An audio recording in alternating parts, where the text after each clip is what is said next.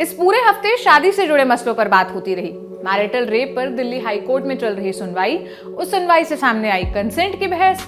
फिर लोग लिखने लगे कि मैरिटल रेप पर कानून बना तो औरतों को पतियों को फंसाने का एक और तरीका मिल जाएगा। कहने का मतलब था कि पहले पत्नियां दहेज और घरेलू हिंसा के आरोप में पतियों को फंसाती थी, अब वो रेप के आरोप में भी उन्हें फंसाने लगेंगी। और इसी सबसे उपजा एक नया हैशटैग मैरिज स्ट्राइक। इसे ट्वीट करते हुए लोगों ने एलिमनी पर सवाल किए, पूछने लगे कि तब पति द्वारा दहेज मांगना गलत है तो पत्नियों का एलिमनी मांगना कैसे सही हो सकता है।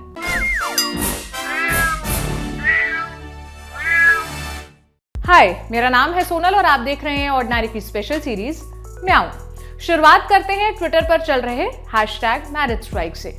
इन दोनों शब्दों को अलग अलग करके मतलब को निकाला जाए तो वो मतलब निकलेगा विवाह हड़ताल जैसा कोई इसका मीनिंग निकलेगा। इस ट्रेंड की शुरुआत हुई फिल्म मेकर राम गोपाल वर्मा के एक ट्वीट से, जिसमें उन्होंने लिखा, विवाह हमारे दुष्ट पूर्वजों द्वारा दुख और दुख के निरंतर चक्र को बढ़ावा देने के लिए समाज पर थोपा गया सबसे बुरा रिवाज है। राम गोपाल वर्मा ने कई और ट्वीट्स किए, जैसे समझदार प्यार करते हैं और बेवकूफ शादी, और स्टार्स के तलाक एक अच्छे ट्रेंड सेटर है युवाओं की शादी के खतरे से सावधान करने के लिए। इसके बाद शुरू हुआ एंटी शादी ट्वीट्स का सिलसिला। जहां तक पर्सनल चॉइस के तर्कों से शादी नहीं करने की बात लिखी जा रही थी, वहां तक तो बिल्कुल ठीक था, लेकिन ज्यादातर ट्वीट्स हद दर्ज के महिला विरोधी थे, जिनमें शादी में आ रही दिक्कतों या शादी से जुड़े अपराधों की रिपोर्ट करने का दोष औरतों के सिर पर ही गढ़ा जा रहा था। एक शख्स ने एक मीम पोस्ट किया। मीम में एक शख्स दूसरे को गोली मारता दिख रहा है। उस मीम का मतलब ये निकल रहा था कि आपसी सहमति से सेक्स करने के बाद पति को मारकर पत्नी कहेगी कि उसका रेप कर रहा था। ट्विटर यूजर ने लिखा कि मैरिटल रेप को अपराध की श्रेणी में डालने के बाद ऐसा ही होगा, इसलिए वो मैरिज स्ट्राइक का समर्थन करता है। अशरफ अंसारी नाम के एक यूजर ने लिखा, अपनी बीवी के साथ सेक्स करना क्राइम है, लेकिन आपकी बीवी किसी और के साथ सेक्स करे तो वो क्राइम नहीं है। इन महोदय को पता ही नहीं है कि एडल्ट्री कानून खत्म हो चुका है। जिस तरह आपकी पत्नी का किसी और के साथ सेक्स करना क्राइम नहीं है, उसी तरह आपका भी किसी और वयस्क महिला के साथ उसकी मर्जी से किया गया सेक्स क्राइम नहीं माना जाएगा। हाँ, एडल्ट्री के आधार पर आप अपनी पत्नी से तलाक जरूर ले सकते हैं। बीवी के साथ सेक्स करना क्राइम नहीं है और ना ही कोई इसे क्राइम बनाना चाहता है, लेकिन बीवी के साथ जबरदस्ती किए गए सेक्स को रेप और अपराध माना जाना चाहिए। कुछ ट्वीट्स ऐसे भी हैं कि पहले पत्नियां दहेज और घरेलू हिंसा के आरोप में पतियों को फंसाती थी, अब वो रेप के आरोप में भी उन्हें फंसाने लगेंगी। हालांकि मैरिज स्ट्राइक को लेकर जो सबसे ज्यादा ट्वीट हुए वो दहेज बनाम एलिमनी से जुड़े थे। ऐसे ट्वीट्स में कहा जा रहा था कि जो दहेज मांगना और लेना अपराध है तो तलाक के बाद एलिमनी देने का सिस्टम क्यों है। रोड रनर नाम के एक अकाउंट से एक फोटो पोस्ट की गई, साथ में लिखा गया, मैरिज स्ट्राइक रिवर्स डाउरी यानी कि एलिमनी की समस्या का समाधान देगा। इस अकाउंट से एक और फोटो पोस्ट की गई। उस फोटो में एक महिला और एक पुरुष थे। महिला कह रही थी, तलाक के बाद तुम्हारी आधी प्रॉपर्टी मेरी हो जाएगी, और पुरुष कह रहा था, मेरी 30 साल की मेहनत का हिस्सा तुम 3 महीने की शादी से ले लोगी। अब इस सारी छीछा लेदर और बहस ने दहेज और एलिमनी को पैरेलल लाकर खड़ा कर दिया। एक व्यक्ति ने मेरे वीडियो के कमेंट बॉक्स में पूछा, no dowry then why alimony? जब तक एलिमनी है तब तक तुम लड़कियां इक्वल नहीं हो सकती। मतलब ये पूछना चाह रहे थे कि अगर पति का दहेज लेना या दहेज मांगना गलत है तो पत्नी का एलिमनी मांगना कैसे सही है। अब हम सभी को पता है कि आईपीसी के सेक्शन 498A के तहत दहेज मांगना और लेना अपराध है।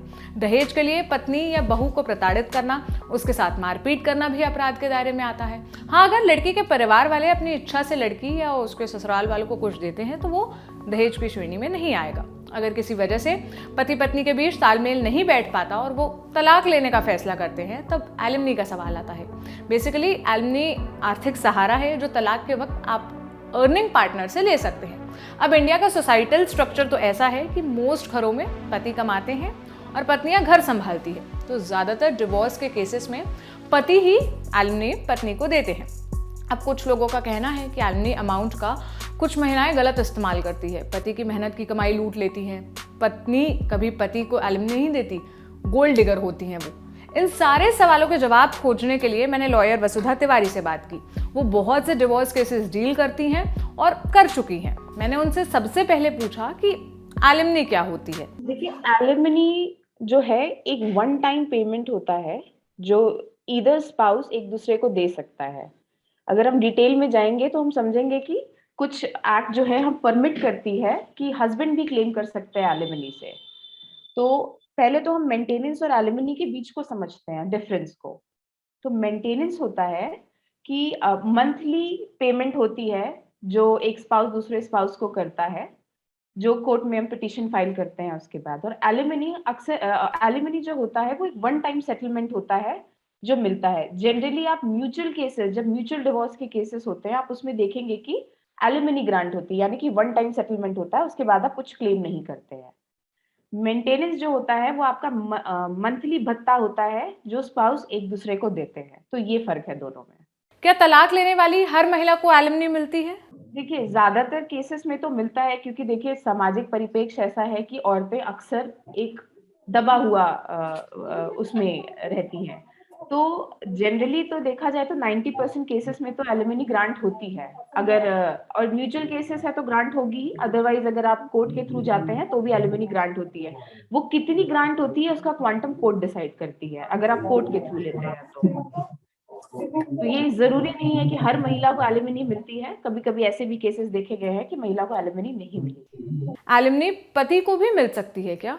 अगर आप हिंदू मैरिज एक्ट में जाते हैं, तो सेक्शन 24 और 25 जो है वो आपके मेंटेनेंस की बात करता है और एलिमनी की बात करता है। और मज़े की बात ये है कि ये जो सेक्शन है ये जेंडर न्यूट्रल है, यानी कि ना सिर्फ वाइफ हस्बैंड से क्लेम कर सकती है हिंदू मैरिज एक्ट में, जबकि हस्बैंड भी वाइफ से क्लेम कर सकता है इस एक्ट के इन प्रोविजंस के अंदर। तो ऐसे एक नहीं, ऐसे कई केसेस हुए हैं। जैसे दिल्ली हाई कोर्ट का 2011 का एक केस था, रानी सेठी वर्सेस सुनील सेठी का, जिसमें वाइफ जो थी वो वेल अर्निंग थी और husband due to certain reason अपने आप को नहीं केपेबल था अपने आप को वो रखने के लिए। तो कोर्ट ने ये ग्रांट किया कि ना सिर्फ आप अपने हस्बैंड को एलिमनी देंगी, बल्कि मंथली भत्ता भी देंगी इसमें। और ओके। अगर आप और देखना चाहेंगी तो ललित मोहन वर्सेस तृप्ता देवी का केस है। ये तो 1990 का केस है, यानी कि आदमी भी अपने अधिकार आज से नहीं कई समय से मांग रहे हैं महिलाओं से, जबकि आप जानते हैं कि 90 के दशक में कितनी महिलाएं आगे आके पढ़ाई करती थी, बहुत कम, आई थिंक गिनी चुनी। तब भी ये कोर्ट ने उन्हें ग्रांट किया था। एलिमनी अमाउंट कैसे तय होता है? देखिए, alimony generally one time payment होती है और 13 बी जब आप म्यूचुअल डिवोर्स में जाते हैं तो ग्रांट होती है। अगर आप कोर्ट के थ्रू जाएं तो दो तरीके की शादियां, एक तो हिंदू मैरिज एक्ट होती है और मुस्लिम्स की शादी उनके अपने पर्सनल लॉज के हिसाब से होती है। तो मुस्लिम लॉ तो एक कॉन्ट्रेक्चुअल मैरिज होती है, तो उनके कॉन्ट्रैक्ट में जिस तरीके से चीजें दी गई हैं उस हिसाब से होती हैं। अब अगर आप स्पेशल मैरिज एक्ट में आते हैं तो उसमें सेक्शन 36 और 37 इसकी बात करता है। 36 जो है मेंटेनेंस की बात करता है और 37 जो है वो वन टाइम एलिमनी की बात करता है, जो आप कोर्ट के थ्रू ले सकते हैं। लेकिन स्पेशल मैरिज एक्ट में भी सिर्फ महिला ही क्लेम कर सकती है, पुरुष नहीं क्लेम कर सकता है। वही 125 सीआरपीसी की बात करें, जिसके अंडर पे ना सिर्फ महिला बल्कि आपके बच्चे और आपके माता पिता जो आप पे डिपेंडेंट है वो भी आपसे क्लेम कर सकते हैं।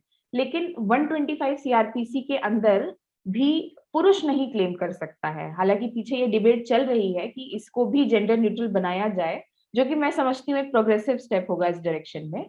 तो 125 सीआरपीसी के अंदर किसी भी रिलीजन का आदमी आपसे मतलब आपकी किसी भी दो अलग अलग रिलीजन में भी शादी हुई हो तो आप इसमें क्लेम कर सकते हैं 125 सीआरपीसी के अंदर।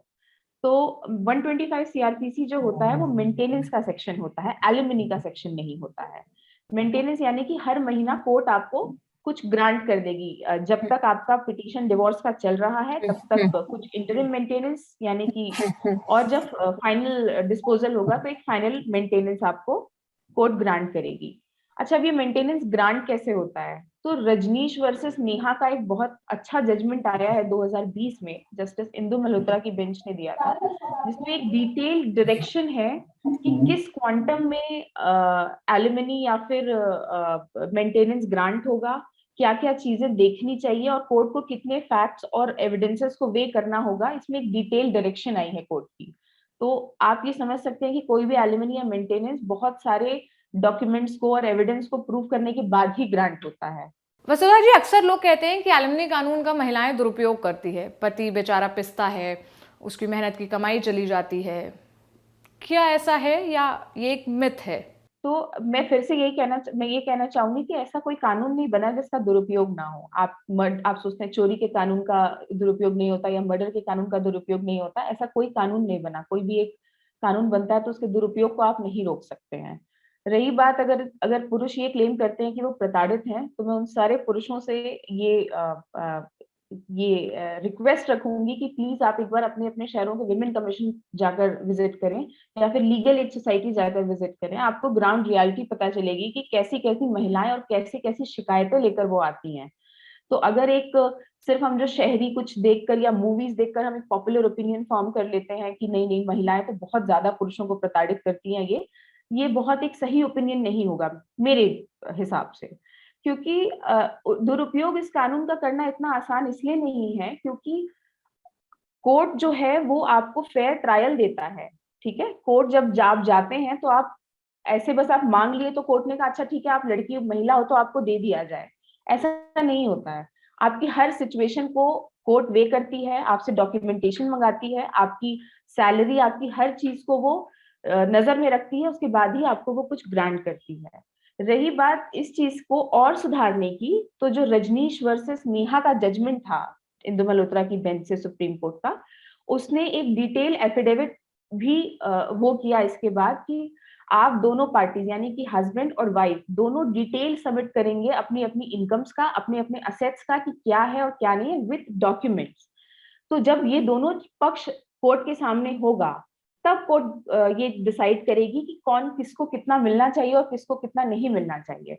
तो जनरली पुरुष जो है थोड़े भी पितृसत्तात्मक थोड़ी एक सोच होती है हमारी कि हम थोड़ा सा भी वो हो जाते हैं तो हमें लगता है हम प्रताड़ित हैं, पर एक्चुअल ग्राउंड रियलिटी ऐसी नहीं है। आज भी महिलाएं बहुत ज्यादा पीड़ा में है इन सब चीजों से, और उन्हें अभी भी बहुत अच्छा क्या कहना चाहिए, उनको बहुत अच्छा वो नहीं मिल रहा है मर्दों की तरफ से। तो आई थिंक ये मिसयूज तो उतना मुझे नहीं लगता कि इस कानून का होता है। लॉयर की बात सुनकर आपको ये तो क्लियर हो गया होगा कि एलिमनी केवल पति को देना पड़े ये जरूरी नहीं होता। एलिमनी उस पार्टनर को देना होता है जो दूसरे से आर्थिक रूप से ज्यादा सक्षम है। और भारत की बात करें तो ज्यादातर औरतें यहाँ अब भी होम मेकर्स हैं। कई ऐसी हैं जिन्हें शादी के बाद अपना काम छोड़ना पड़ता है। ऐसे में वो अपने पतियों पर आर्थिक रूप से डिपेंडेंट होती है और तलाक की नौबत आने पर उनके पति को उन्हें एलिमनी देनी होती है।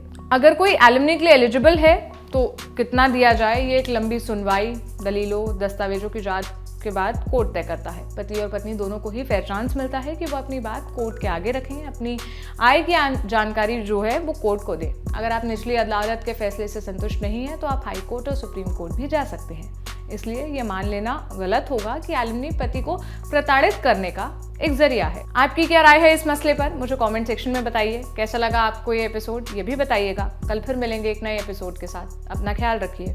शुक्रिया।